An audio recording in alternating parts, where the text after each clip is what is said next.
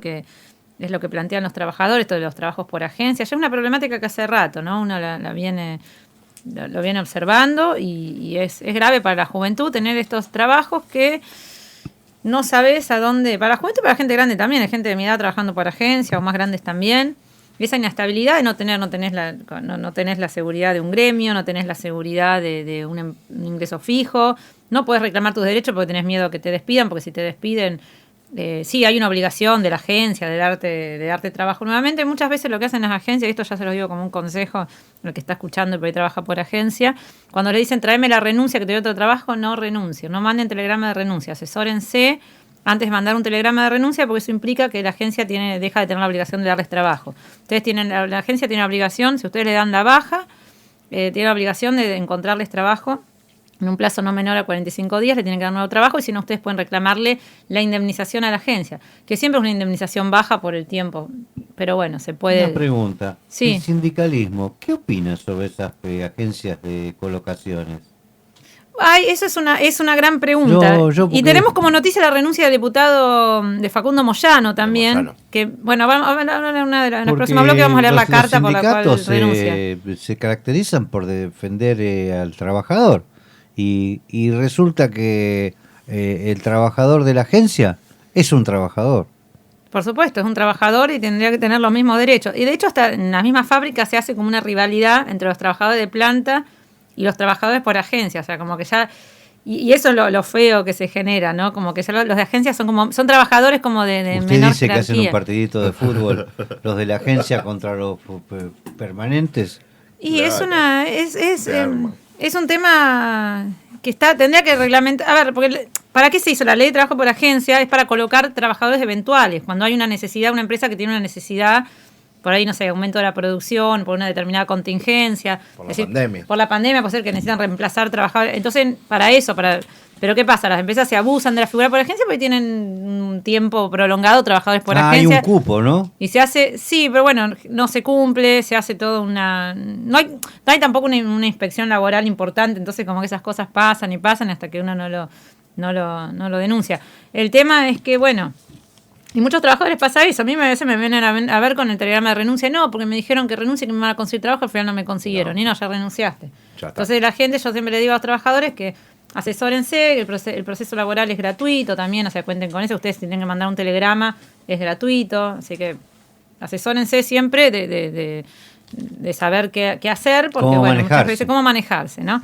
Acá, bueno, nos habla Marián, nos está escuchando y dice... Bueno, hablando del tema de la foto del presidente, el ejemplo lo tiene que dar el presidente, esto es grave, estaban encerrados sin barbijos. Me pregunto, ¿la pandemia es para los de abajo, los muertos son los de abajo, las vacunas son para los de abajo, los que se empobrecieron son los de abajo? Pregunta Mariam. Bueno, y estas preguntas tienen que ver con la editorial de hoy, que viene como disparador con este tema. Yo no soy futbolera, pero bueno, con todo este tema de Messi, ¿no? Que estuvo en toda la semana, del pase de Messi, de Messi y su familia. Y bueno, empecé a escuchar cuánto ganaba Messi, ¿no? Cuánto ganaba. Y esto, a ver, no quiero que lo tomen como que es una crítica contra él, porque no tengo ningún problema contra Messi. Al contrario, tiene derecho a. Él tiene un don, ¿no? Son futbolistas famosos y que tienen. Que son futbolistas que se destacan, ¿no? Como fue Maradona también, ¿no?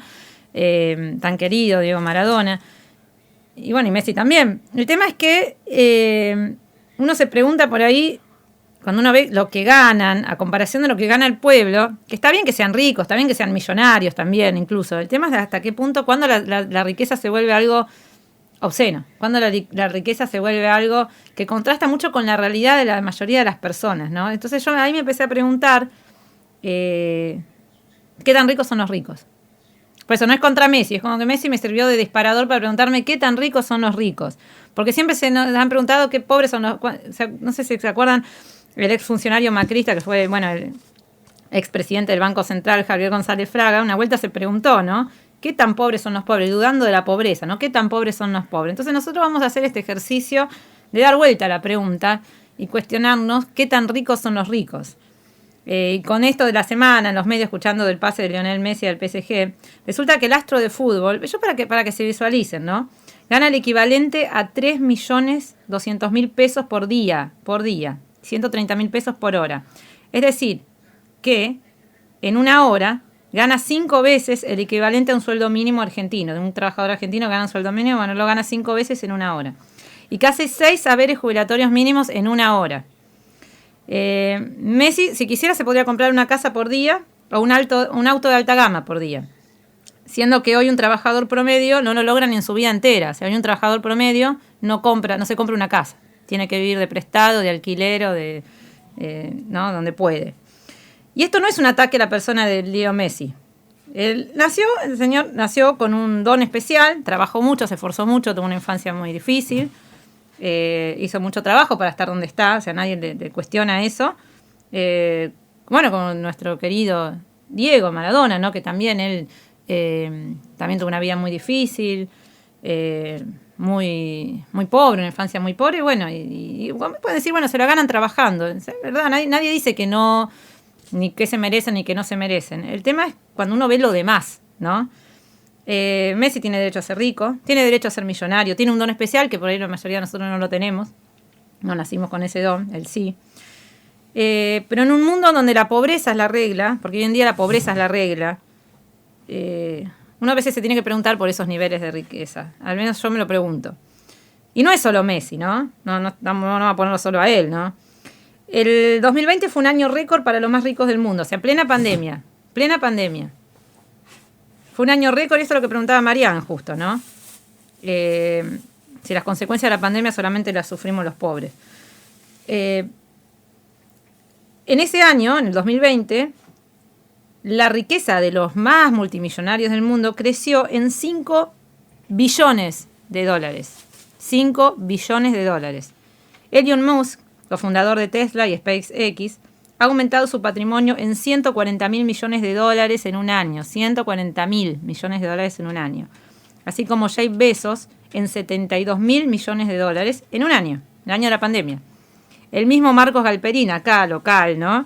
Fundador de Mercado Libre, elevó su fortuna de 2.000 a 4.500 millones de dólares durante la pandemia. O sea, duplicó su fortuna, Galperín, ¿no? En pandemia. Esto lo recalco. Evidentemente, los ricos se van haciendo más ricos. Pero ¿cuál es la contracara? Porque que ellos se enriquezan y nosotros estamos bien, bueno, o sea, ahí no habría problema, ¿no? Que ellos sean multimillonarios, millonarios, si nosotros, el resto de los mortales, vivimos dentro de todo bien. Y bueno, ahí ya la cosa cambiaría. Pero desterrando cualquier teoría del derrame, el incremento de estos privilegiados patrimonios no se coincide con las condiciones de pobreza creciente para la gran parte de la humanidad. Según el informe anual de la CEPAL, en América Latina y el Caribe, hay 22 millones de nuevos pobres. O sea, en un año tenemos 22 millones de nuevos pobres en la región. Llegando a un total de 209 millones. En América Latina y el Caribe hay 209 millones de personas en situación de pobreza. Provocando la pandemia un aumento de la pobreza sin precedentes. O sea, dice que esta crisis no tiene precedentes, que es incluso una crisis más grave que lo que fue la Gran Depresión de 1929. La pobreza extrema ha alcanzado en 2020 niveles que no se han observado en los últimos 20 años. En la región se han perdido, o sea, esto es un informe de la OIT, estos son todos datos contrastados, ¿no? Según la OIT, se han perdido 26 millones de puestos de trabajo en la región, con lo que eso acarrea, ¿no? La pandemia solo ha acelerado o agravado la situación de desigualdad que se viene gestando en el mundo. Un mundo cada vez más hostil y desigual, donde a las personas les cuesta más que nunca realizarse y forjar proyectos de vida. La estabilidad en el empleo, justo lo que venimos hablando, la estabilidad en el empleo es desconocida para los jóvenes, la estabilidad, ¿no? El acceso a la vivienda prácticamente inexistente. Las sociedades se asemejan a sociedades más bien de castas que la de clases sociales, y nuestro país no es la excepción a la regla. O sea, en nuestro país está pasando lo que está pasando en el mundo. O sea, la pandemia no es que desorganizó las cosas, la pandemia agudizó lo que ya se venía dando. Fue como que exacerbó los problemas sociales. Los más vulnerables, las mujeres, los trabajadores pobres, las minorías raciales. O sea, esa gente que estaba ya venía mal con la pandemia, volcó peor, ¿no? Y los que venían enriqueciéndose con la pandemia se enriquecieron como nunca. Y bueno, y ni hablar de los laboratorios también, ¿no? Entonces la pandemia es mentira que la pandemia nos tocó a todos por igual. No nos tocó a todos por igual. y la riqueza desmedida se contrapone a una sociedad cada vez más injusta, porque uno no cuestiona, uno dice, ¿por qué? Justamente, uno no si estos ricos fueran ricos y nosotros viviríamos bien es una cosa, ahora si estos ricos son así de ricos, multimillonarios, billonarios, y nosotros estamos así, pues eso es impensable. Yo no creo que lo tomen como un ataque a Messi en su persona, sino en ponerlo como ejemplo de cómo puede ser que un futbolista pueda ganar en una hora el equivalente a 6 jubilaciones mínimas. Pero está mal que los jubilados ganen, o sea, está mal que un jubilado sea indigente. Ese es el problema. Está mal que un jubilado no pueda llegar a una canasta básica de indigencia. En este aumentó en forma exponencial lo que es la pobreza en los adultos mayores. Acá lo voy a buscar, tengo el informe con los datos concretos de cuánto aumentó. Acá está. Ahí está, les mandamos un saludo también a la gente del Restaurador que nos da este informe. Crece el número de adultos mayores pobres. La pobreza entre los adultos mayores de 65 años creció un 15,1% durante el primer trimestre de 2021. El doble a la medición correspondiente al mismo periodo de 2020, según datos oficiales del INDEC. Un 15,1% crecieron las personas mayores pobres. Entonces, bueno, yo sé que esto es duro, que a veces uno quisiera dar noticias mejores, pero es una realidad que nos aqueja y tenemos que ver en esto. Justo estamos en época de elecciones, en que estos temas estén en la agenda, en que estos temas estén en la agenda política de quienes se presentan como candidatos, que dejemos de debatir estupideces y debatamos esto porque esto es gravísimo. Y estando está también a ver a quién vamos a votar, si se va a alinear a esto, si se va a alinear a este nuevo orden mundial, porque existe el nuevo orden mundial, si se van a alinear con esto, o si le vamos a dar peleas de una salida nacional, desde una salida constructiva de la Argentina. Son cuestiones para pensarlas, de analizarlas, y bueno, y para eso estamos. Así que bueno, quédense, que tenemos la próxima entrevista.